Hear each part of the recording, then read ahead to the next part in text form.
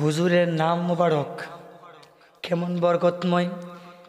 আপনার নাম কুদ্দুস, আপনার নাম এই, আপনার নাম সেই, কিন্তু শুনেন হুজুরের নামের মধ্যে কেমন বরকত।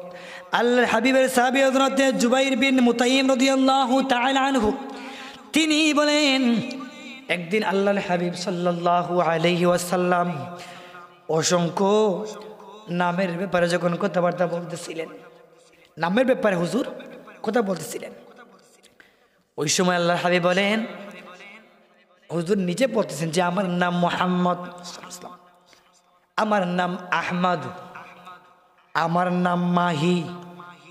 আল্লাহ তাআলা আমি নবীকে জমিনের মধ্যে প্রেরণ করেছেন কুফরকে ধ্বংস করার জন্য।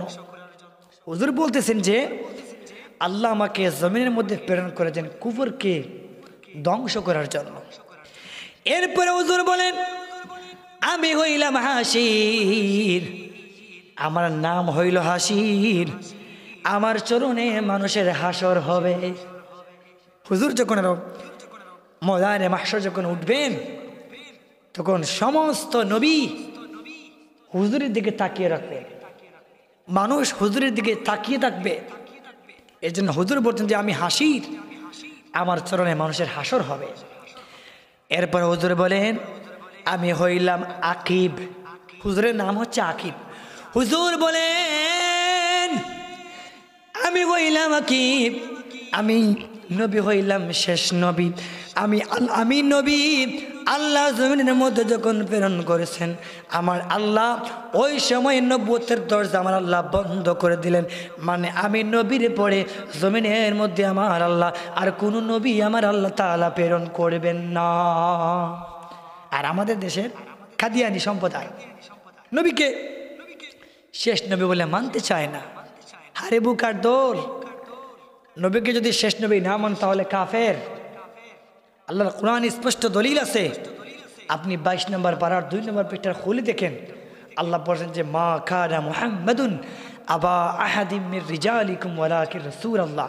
এটা হচ্ছে আমার নবীদের শেষ নবী। এটা সত্যায়িতের জন্য আল্লাহ পাক এই আয়াত কোরআন কারীমের মধ্যে নাজিল করেছেন। সুতরাং নবীর নামের মধ্যে বরকত রয়েছে। আমাদের দেশের কিছু কিছু হুজুর রয়েছে, ওরা বলে যে নবীর নামে নাকি কোনো বরকত নাই। এটা আপনাদের ভুল ধারণা। হুজুরের নাম নিয়ে আপনি মালিকের দরবারে উসিলা তালাশ করেন, দেখবেন কবুল হয়ে গেছে। হুজুরকে আল্লাহ তাআলা এত স্পেশাল করে বানিয়েছেন। সুতরাং হুজুরের ব্যাপারে তুমি বুঝবে না। এজন্য একজন উর্দু শায়ের একটা উর্দু কালাম ধরেছেন যে কামদারো কি তলকি হে উসে अशफाक किया मतलब वो है उनके गुलाम या ले लिए जिसमें नाम उनका।